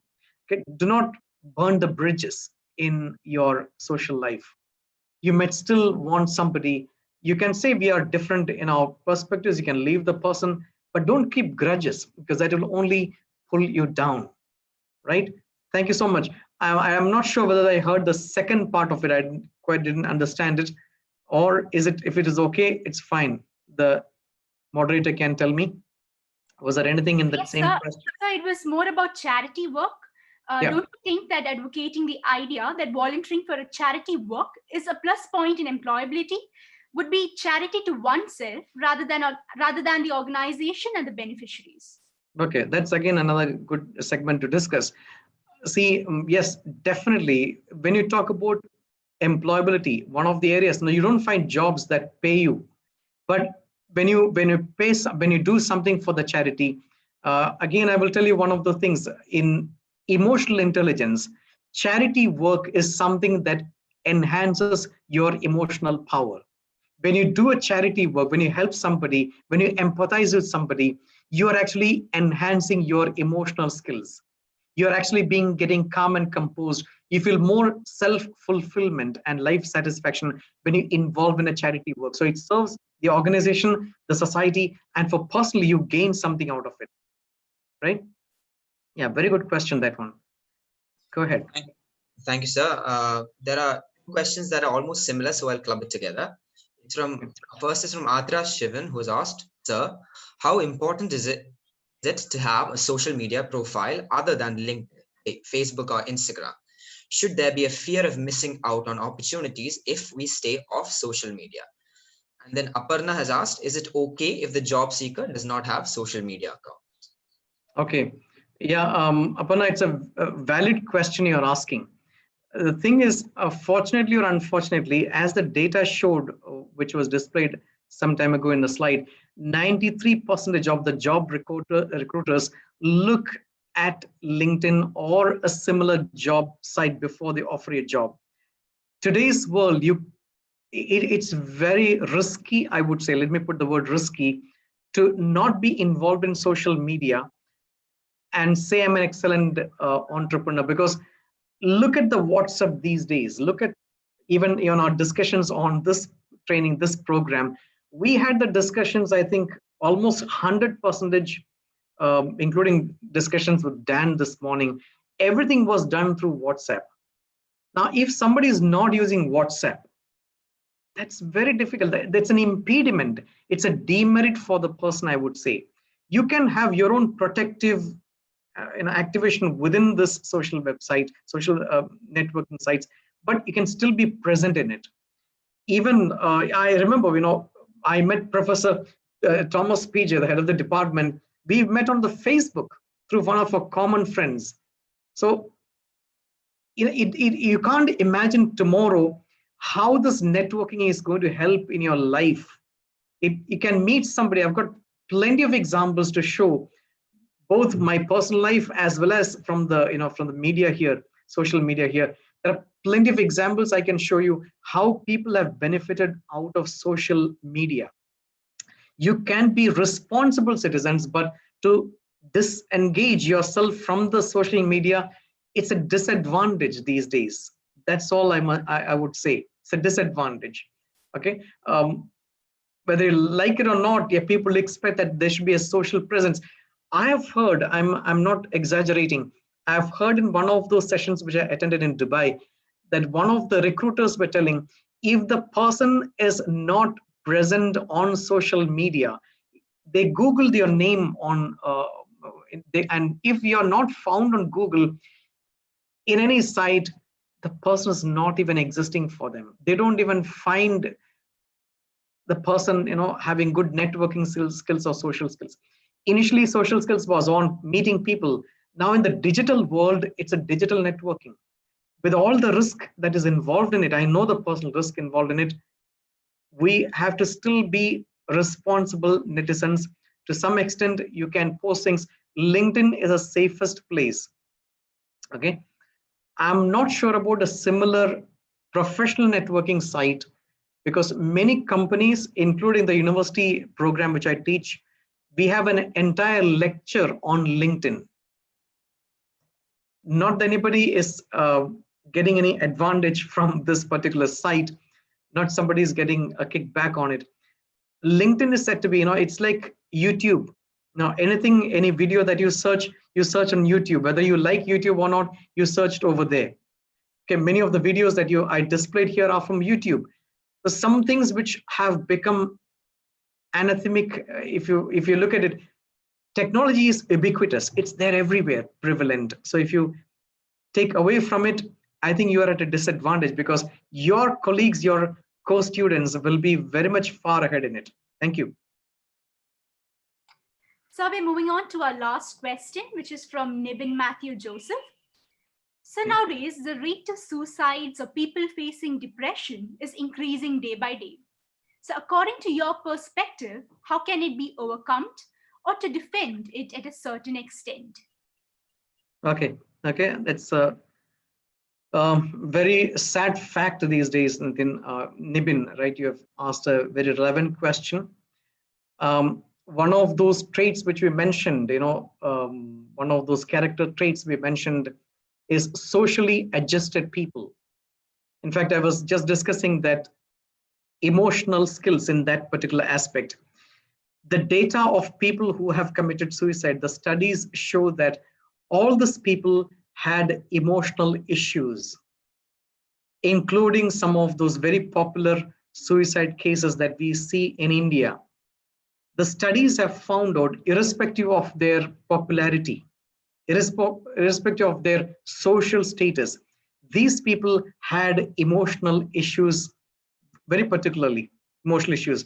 They find it very difficult to socially adjust or to keep or maintain relationships. So all these people, if they could spend time enhancing, there are plenty of ways in which you can enhance your emotional skills. If you search on YouTube, there are plenty of things, including mindful meditation, including yoga, which will enhance. There are, in our college, we take a training on emotional skills. where there are 10 different steps how to increase your emotional skills with practical tips, including breathing exercise, deep breathing exercise. So, and one of them is, again, change the physiology. I mentioned when you change the physiology, you are actually discontinuing the emotion that you have. When you have a negative mindset, you change, you speak to somebody, or you do not stay in the same posture. You move out of it. So there are plenty of things I would definitely encourage you to have a look at. Such a lot of things are internet, especially YouTube is a wealth of resources on this particular area. And thank you so much for these questions. Yeah. Thank you so much, sir. That is the end of all the questions. Thank you for patiently answering all these. Sir, so now let's move on to the end of the program. I would like to invite Mr. John K. George of the Human Resource Development Department of SP College to deliver the vote of thanks. I hope you can hear me, Mr. John, sir.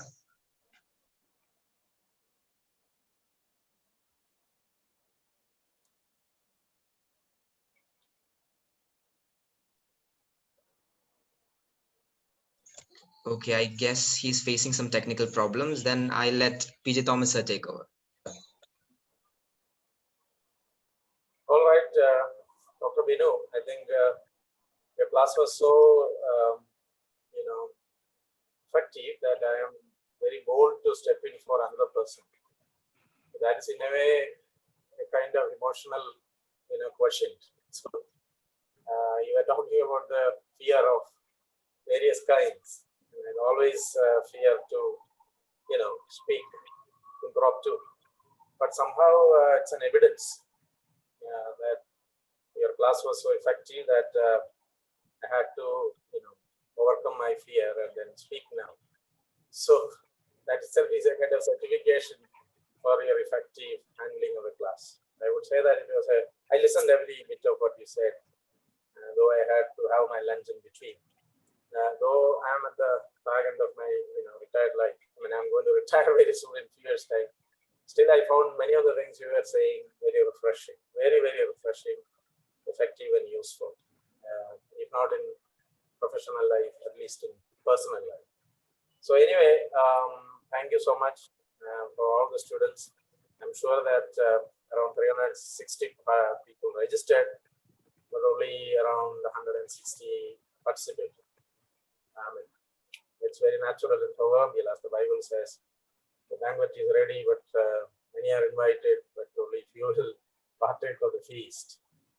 We don't worry about those students, but it's okay. They may have their own problems anyway. But as I said in the beginning, for the students who are participating in it, it's Dr. Binu is actually an open lesson, a textbook for you.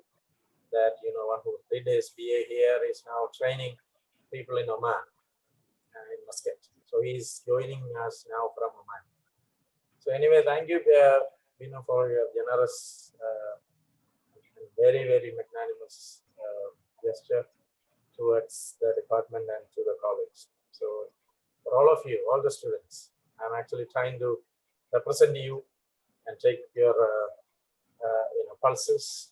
That is like the pulses in your heart of being grateful. So I try to represent all of you and say, Dr. Binu, huge thanks.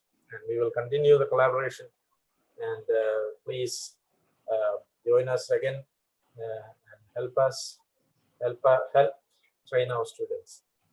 And thank you so much. And I also thank Dan and Nina who compared it so well. And I thank principal, the vice principal, all the faculty who were here present. And I also thank all the students for their very keen and patient attendance. Thank you all, and let's hope to have more sessions of this kind. We definitely need not just the hard skill, but also the soft skill. Thank you so much. God bless. Thank you. Yeah, thank you so much. Thank you, sir. We have come to the end of our online training program. It was indeed a pleasure to have you all with us today. We were really lucky to have more than 200 participants today. The feedback forms are provided in the chat box. Please do ensure you fill them accurately for your e-certificates. So thank you for joining us and have a wonderful day ahead. Yes, sir. Thank you so much. Yeah, wish you all the best. Thank you. Thank you, sir. Thank you, Binu. Thank you so much. We'll be in touch. Yeah, sure.